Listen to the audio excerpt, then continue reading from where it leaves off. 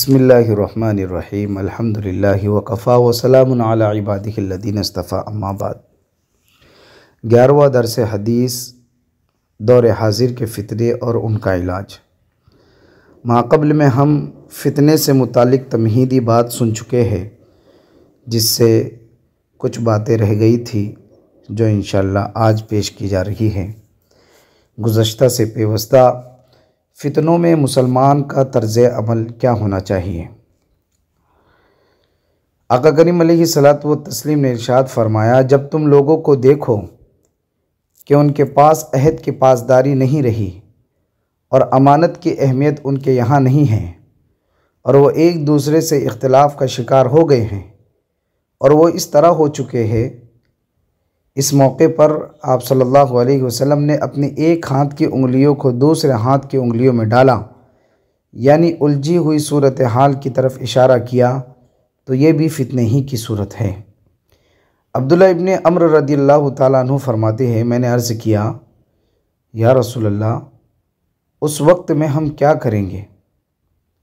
इस मौके पर आप सल्लल्लाहु अलैहि वसल्लम ने जो हल बतलाया वह अगले ज़ैली अनावीन में आ रहा है, क्योंकि वह फ़ितनों में तर्ज़ अमल के मुतालिक है।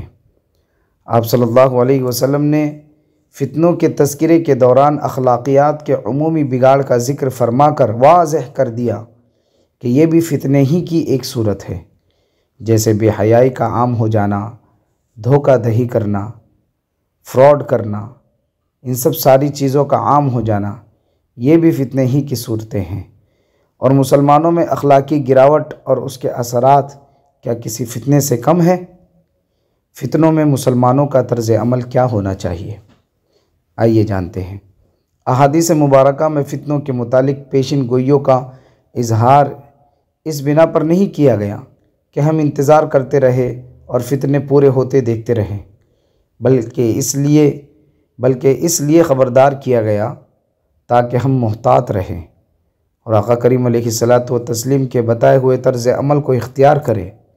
यानी सिर्फ़ मुश्किल से आगाही नहीं किया गया, बल्कि उसका हल भी बतलाया गया है, लेकिन उनके मुतालिका क़त्अन ये मतलब नहीं कि वाक़ई फ़ितनों का दौर शुरू हो चुका है और हमें यह तर्ज़ अमल अपना लेना चाहिए, बल्कि जिस इलाक़े के मुसलमानों को जिस नौइयत के फ़ितनों का जिस कदर सामना हो, वो उसमें मोहतात तर्ज़ अमल इख्तियार करे और चौकन्ने रहें, क्योंकि फ़ितना अपने आगाज़ में उस नौमौलूद की तरह होता है जिसके बारे में कुछ भी कहना क़ब्ल अज़ वक्त बेकार होता है। फ़ितनों में मुसलमानों का तर्ज़ अमल। फ़ितने में क्या तर्ज़ अमल इख्तियार करना चाहिए। नंबर 1, इबादत ज़्यादा से ज़्यादा करें।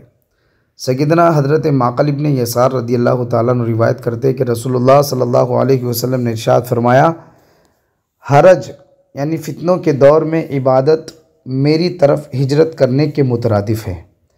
अहादीस में अल हरज के माना कसरत क़त्ल भी बतलाए गए हैं, मगर मज़कूर हदीस की शरह में इमाम नववी रहमतुल्लाह अलैह लिखते हैं, अल हरज से यहाँ मुराद फ़ितना है और लोगों के मामलात का उलझ जाना। और फ़ितनों में इबादत की फ़जीलत इसलिए है कि फ़ितनों में लोग इबादत से गाफिल होकर इधर उधर के कामों में मशगूल हो जाते हैं और बहुत थोड़े अफराद ही इबादत करते हैं।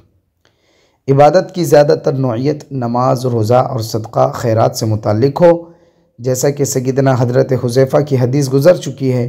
दरअसल फ़ितना अपने अंदर कशिश भी रखता है। अब देखें कि बाज़ लोगों को पता है कि मैं किस पर हमला करके अपनी ज़िंदगी से हाथ धो रहा हूँ, मगर वो उसके लिए भी तैयार रहता है। इबादत में मसरूफ़ होगा तो ऐसे अफ़कार व ख़यालात से नजात मिलेगी जो शरीयत के मुनाफी होंगे, इसलिए इबादत में मशगूलियत को तरजीह देना चाहिए। नंबर 2, फ़ितनों से बचने की दुआ करें। दौरे फ़ितन के अंदर दुआएं इक्सीर का काम देती हैं, इसलिए रमज़ानुल मुबारक में और उसके अलावा ख़ास तौर पर फ़ितनों से अल्लाह की पनाह मांगते रहना चाहिए। नंबर 3, किताबों का मुताला करना। दुनिया में क्या हो चुका है और क्या होने वाला है, हमारे असलाफ़ ने कुरान और हदीस की रोशनी में बहुत से फ़ितनों का तज़किरा और उसका इलाज यकजा फरमा दिया है। लिहाजा हमें चाहिए कि हम इस पुरफितन दौर में ऐसे फितनों से बाखबर रहें जो गैर शुऊरी तौर पर हमारे मुआशरे में पनप रहे हैं और उसकी सरकूबी के लिए बखूबी तैयार रहें। नंबर 4, उलमा से जुड़ कर रहें। हमारे मुआशरे में रोज़ बरोज़ नित नए फितने गैर शुऊरी तौर पर जन्म ले रहे हैं, जिसका अंदाज़ा लगाना अवामुन्नास के परे हैं।